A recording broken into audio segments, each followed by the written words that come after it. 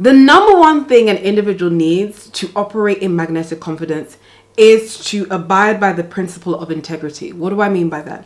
True happiness and success comes from a person who is living in harmony with their values, belief systems, and passions. Hello, my name is dorcasasumingopoku and welcome back to my channel. Now, if you're looking for that level of self-assuredness, you're looking to operate in a self-confidence that is irresistible, unstoppable, and you're unafraid because you trust your abilities, you know your strengths, you know your weaknesses, and you are looking to walk into a room and exude that confidence, well, this video is for you. If you want to enjoy true self-confidence, you must practice integrity, complete integrity. The foundation of self-confidence is for you to live a life that is in consistency with your innermost values and principles, while living and thinking in a manner that is harmonious with your highest aspirations. You have to become absolutely clear about what you believe in, clear on what you deem right and worthwhile, clear on where you want to allocate your time, your resources, your energy. Everything that you do and say must be an expression of your innermost convictions. I then want you to clarify your personal values. Your starting point toward a higher self-confidence and personal greatness is to clarify what your values are. What do you stand for? What do you believe in? What don't you stand for? What values are you willing to sacrifice for? What values are you willing to pay for or sweat for or even die for? Is it honesty? Is it loyalty? Is it the value of being an integral person? What are your values? What do you stand for? What do you believe in? Is it equality? Is it equity? One way of exploring or trying to establish, I'm going to put a list of values on the screen, but one way of actually trying to establish the values that you stand for is assessing where you put your time, where you put your energy, where you put your resources. It indicates what matters to you. And if it's not lining up, you have to ask yourself why. Secondly, if you were to write your own eulogy, you had passed away and this is a remembrance service and you have celebrants, your loved ones around, and they're coming and they are sharing their memories of you, their time with you. What attributes would they describe? What values would they list apart from what you've done on this side of eternity? How would they describe you? Would you be a noble man? Would you be described as humble? What do you want to be remembered for? You can use this almost as an opportunity to assess, am I living my life in reflection in a way that mirrors the values that I profess that I have? Do I put my relationship with God first? Do I put my husband first? Whenever you create mental friction by resisting your natural tendency, instead doing what you know is right and true and consistent, that's when you crystallize your highest values. So to the point that they become a part of your character. For instance, this year I said health is a big pillar for me. It's something that I want to take so seriously. I want to take my health so seriously. So when that alarm kicks off in the morning, and I'm like, oh, I don't want to go, I still push through. And I get up and I go to CrossFit. And the more I'm closing that gap, the more it's just becoming innate. It is so difficult to become confident when you don't have a value system, because you are unsure of who you are. It is very difficult to assert yourself and to trust yourself when you don't know who you are and what you stand for. And so it leads to a personality or a character that is so circumstantial and wavers in different environments, which perpetuates the thought cycle that, oh, I'm a fraud. Oh, I don't actually belong here. because you're not who you say you are. You're not operating in consistency with who you say you are. Secondly, you need to, in the law of becoming, you really need to assess your thought patterns. We're all on a process of a continual process of becoming, growing, and the direction of flow is in alignment with our most dominant thoughts. Your mental evolution is largely determined by the thoughts that you put in your mind, the thoughts that you focus on. And you have to ask yourself, what am I thinking about? What do I spend the majority of my time thinking about?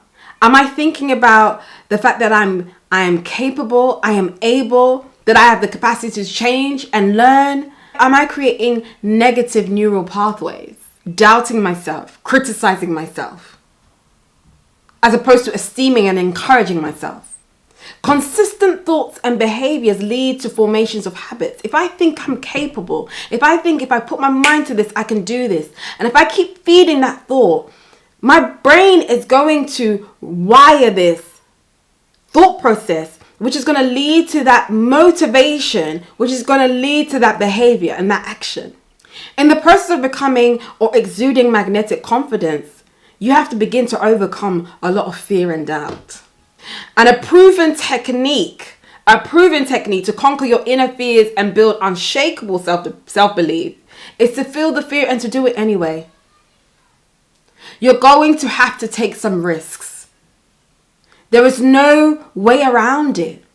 You need to start with some small goals and to push yourself and to expose yourself to the very thing that you feel like you're incapable of doing. That thing that you said, public speaking is just not for me. I can't stand in front of people. You need to begin to expose yourself to that gradually and systematically. Exposing yourself to that feared thing will allow yourself to desensitize to those fears. And the more you're proving to yourself that actually I can do it, you're building tolerance.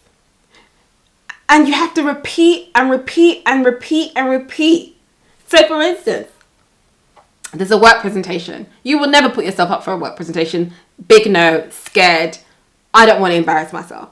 Start by presenting in front of some of your 2-3 colleagues. Or start by presenting in front of, depending on how nervous you are, just start talking to yourself in the mirror, presenting it to yourself in the mirror.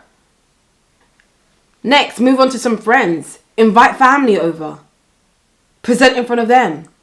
Ask 1 or 2 of your colleagues, present in front of them. Build that tolerance by repeatedly facing the feared situation.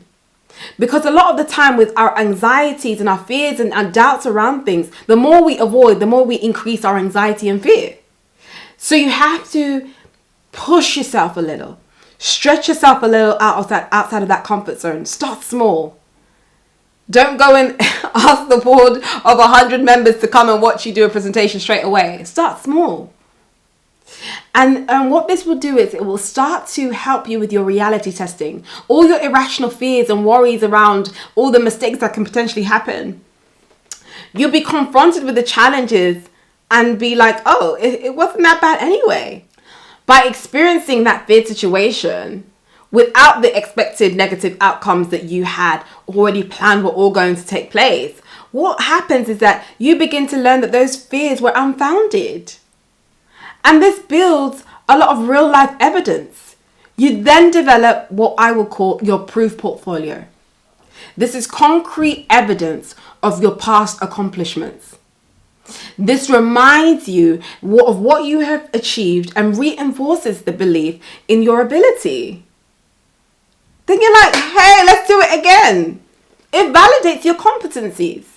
You have a repertoire, a portfolio. It gives you the tangible proof to let you know that you are more than capable. You've done it before. You can do it. You can literally do it again. And it counteracts the self-doubt and the imposter syndrome that arises every time you feel like you're a fraud. Because how am I a fraud? Because I've done this before. I'm doing it again. You can't possibly be a fraud. It was you who did it the last time. You can't possibly be a fraud. It's you who literally did it the last time. And that gives you so much motivation because you've seen that, wait, I can actually make bigger goals now. You start to build that resilience because you've navigated all the difficulties and you've managed to overcome them. Now you operate in this momentum of constantly proving to yourself that you are more than capable, which leads to a level of self-assertion because you have proven to yourself that you can achieve the things that you've set out to achieve. When communicating with people, you're not aggressive, you're not passive, you're controlled, you're self-assured because you know your values, you know where you stand. You don't need to drown people out. In a confrontation, you don't need to drown people out. You have space to accommodate the thoughts and the belief systems of others while knowing what you stand for. You become unwavering. So magnetic confidence is not something that we can wish for. It's not something that you can just hope for. It's something that you're going to have to continuously work on. The more you repeat this cycle of taking a risk, setting a goal, achieving the goal, creating a bigger goal, achieving the goal, experiencing setback, finding the way around the setback, you enter into a level and realm of mastery where you know your stuff and no one can tell you otherwise. You know, you trust yourself so much because you've proven to yourself that you can do this, that no one can tell you otherwise. So I hope this video helps you on your journey to magnetic confidence. It's not going to be easy. It's going to be trying. There are going to be setbacks, but you rise again. Thank you so much for watching this video, and I hope it will help you on your journey to greater self-confidence. Please subscribe, like, share, and comment. Thank you for listening.